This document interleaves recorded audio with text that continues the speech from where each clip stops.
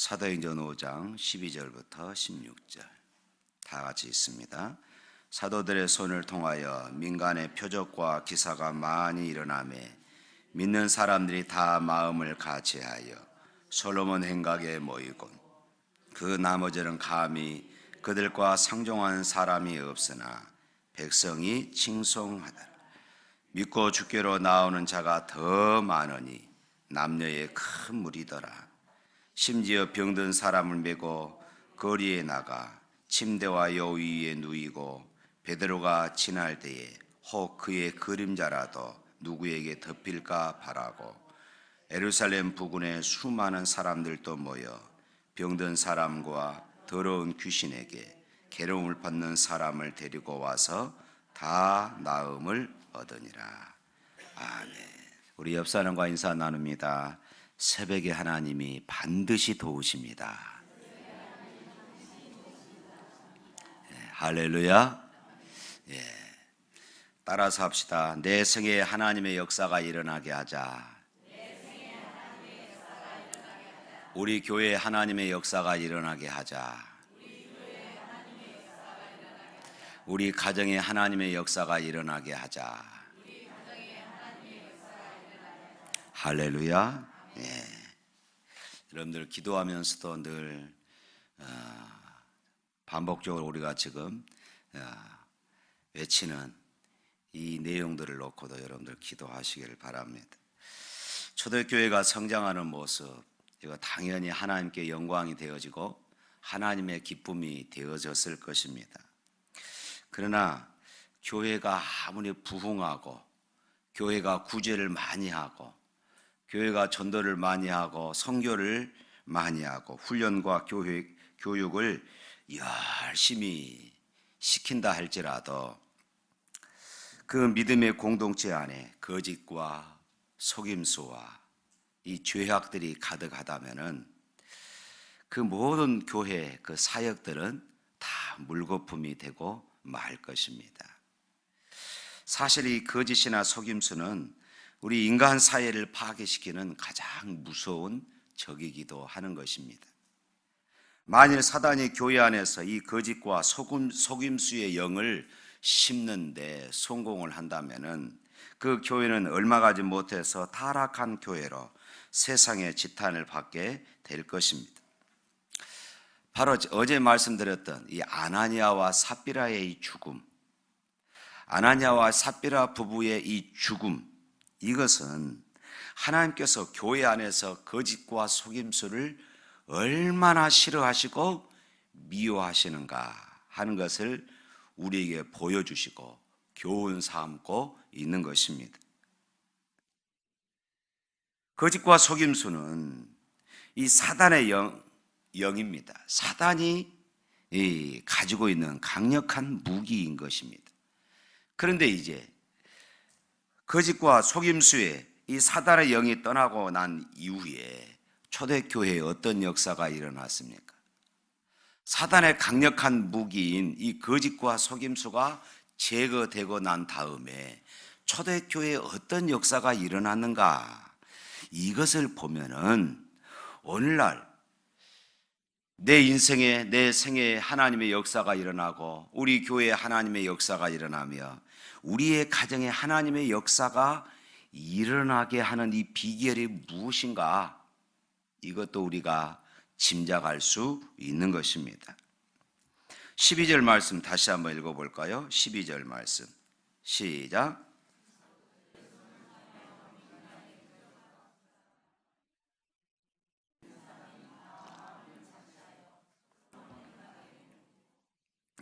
사도들의 손으로 민간의 표적과 기사가 많이 일어났다. 교회의 지도자가 교회의 바른 모습의 유지를 위해서 이 거짓과 속임수를 단호하게 거절을 했습니다. 교회가 깨끗해지면서 순교를 되찾게 되었습니다. 그러면서 교회의 지도자들을 통하여서 교회 가운데 그리고 사람들 가운데 놀라운 하나님의 역사가 일어나게 되었던 것입니다. 기적의 사건, 교회의 순교로부터 왔던 것입니다. 이 기적의 역사는 교회의 이 거룩에서부터 왔던 것입니다. 진정으로 은혜를 받고 성장하는 교회의 지도자들은 영적으로 순결하고 거룩한 사람들입니다. 이런 순결한 영적인 지도자들의 손을 통해서 교회 가운데 놀라운 은혜의 역사들이 지금 일어나고 있는 것을 보게 되어집니다. 저는 우리 샘물교회를 생각할 때마다 하나님께서 세우시는 우리 리더들을 통하여서 이런 역사가 일어나기를 간절히 소망해 봅니다. 교회 안에 많은 성도들의 영적인 필요를 채우고도 남을 수 있는 풍성한 은혜가 우리 리더들에게, 우리 셀 리더들에게 일어날 때에 교회는 많은 그런 부흥의 역사들, 기적의 역사들이 일어나게 되어질 것입니다. 뿐만 아니라 또 13절 말씀 읽어볼까요? 13절 말씀 시작.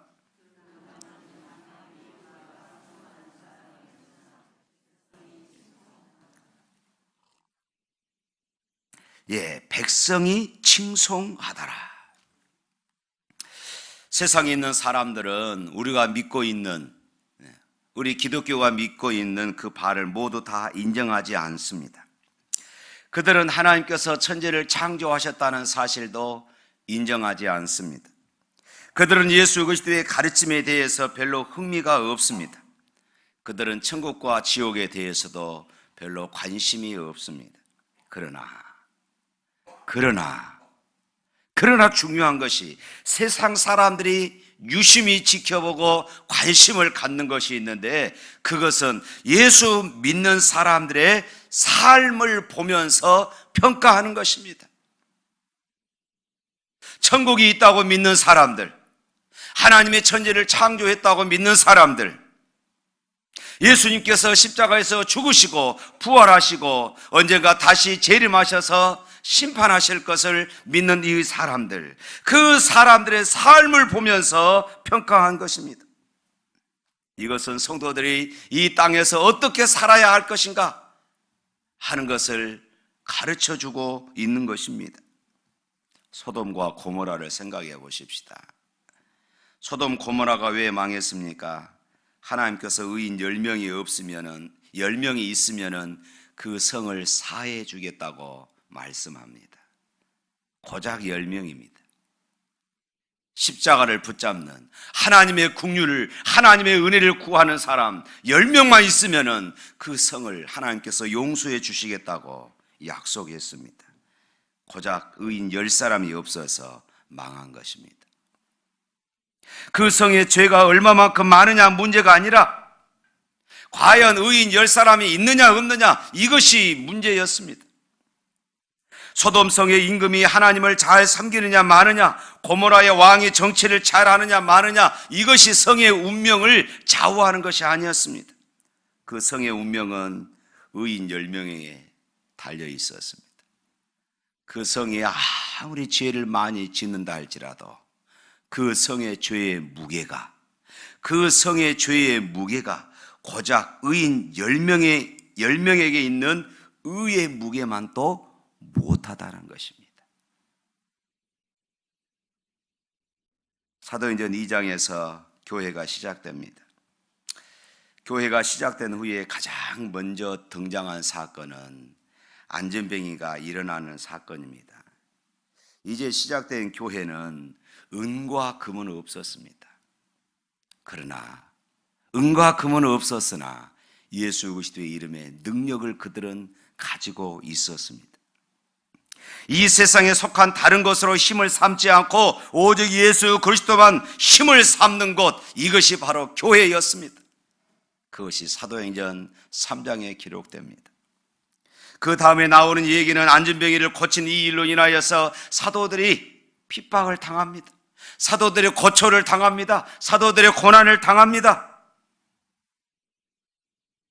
그런데요, 사도들은 이 일로 인하여 고난당하는 것을 두려워하지 않고 오히려 당연한 일로 여겼습니다. 자기들을 통해 그런 일들이 더 많이 일어나게 해달라고, 이런 고난에도 불구하고 담대히 하나님의 말씀을 전할 수 있도록 해달라고 오히려 이렇게 기도했습니다. 이 세상 눈치를 보느라고 하나님의 사역에 이탈하지 않게 해달라고 이렇게 기도했습니다. 이것이 4장의 내용입니다.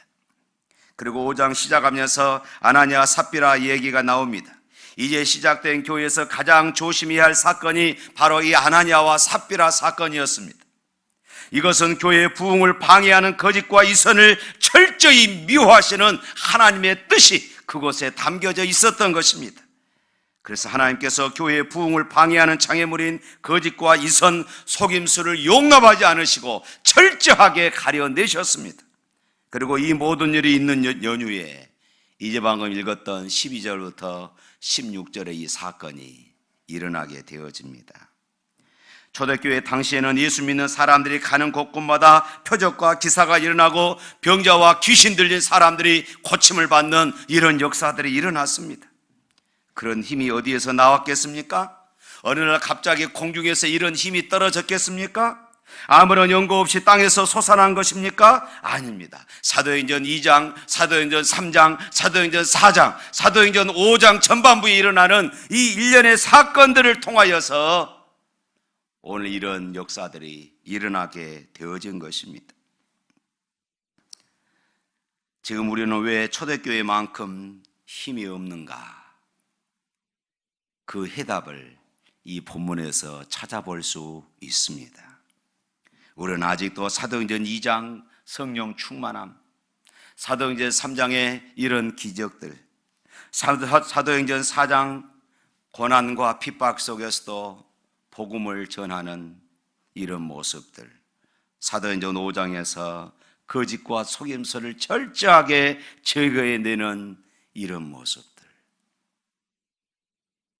이런 것들을 우리가 거치지 않기 때문에 그렇습니다. 우리는 과연 은과 금이 아닌 예수 그리스도의 이름으로 힘을 삼고 있는지, 우리가 하나님의 나라를 위하여 받은 고초를 당연하게 받아들이고 있는지, 혹시 우리에게 아나니아와 삽비라와 같이 교회의 부흥을 방해하는 장애물인 거짓과 이선으로 가득 차 있지는 않는지, 이 문제를 먼저 우리가 점검해야 하는 것입니다. 이 질문에 대해서 자신 있게 우리가 그렇다라고 대답할 수 있으면은 우리에게도 영적인 가마력이 나타나고 우리에게도, 내 생애에도, 우리 교회에도, 우리 가정에도 하나님의 역사가 일어나게 될 줄로 믿습니다.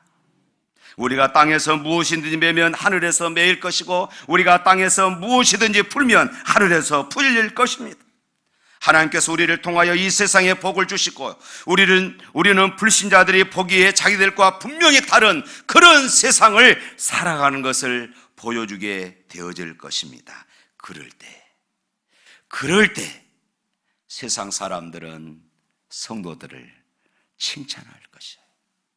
오늘 본문의 초대교회 교인들이 그랬던 것처럼 세상 사람들이 초대교회 성도들을 바라보며 칭송했다, 이렇게 말하고 있지 않습니까? 뿐만 아니라 오늘 14절 말씀 한번 읽어보겠습니다.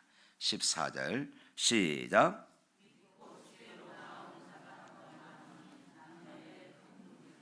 예, 주님 앞으로 나오는 사람들이 무수히 많아졌습니다. 교회 부흥의 장애물을 제거하고 교회가 성결해지며 교회 리더들이 영적으로 능력 있고, 그리고 교회 성도들이 세상에 있는 사람들에게 칭송을 받게 되니까 자연스럽게 교회는 부흥하게 되더라. 할렐루야. 이것은 우리 개인도 마찬가지입니다. 우리의 가정도 마찬가지입니다. 어느 날 갑자기 부흥이 일어나는 것이 아닙니다. 어느 날 갑자기 우리 가정에, 어느 날 갑자기 내 생애에 하나님의 역사가 일어나는 것이 아닙니다. 이런 과정들을 통하여 하나님의 역사가 일어나더라. 할렐루야. 초대 예루살렘 교회는 어떤 교회였습니까? 성령의 충만함을 받은 능력이 있는 그리스도인들이 있었습니다.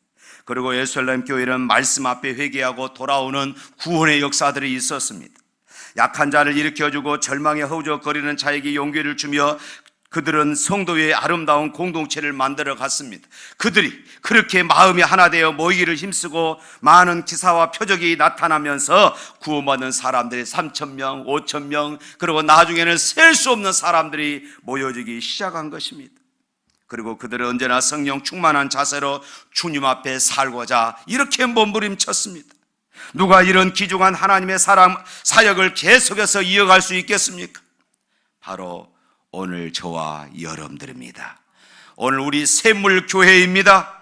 교회 안에서 부흥의 장애물인 이런 거짓과 이선들을 제거하고 진실함과 의로움을 갈망하며 성령의 기름 부음을 사모하며 하나님의 은혜와 하나님의 긍휼을 사모하는 이 사람들을 통하여서 오늘 또 이런 역사가 일어나게 될 줄로 믿습니다.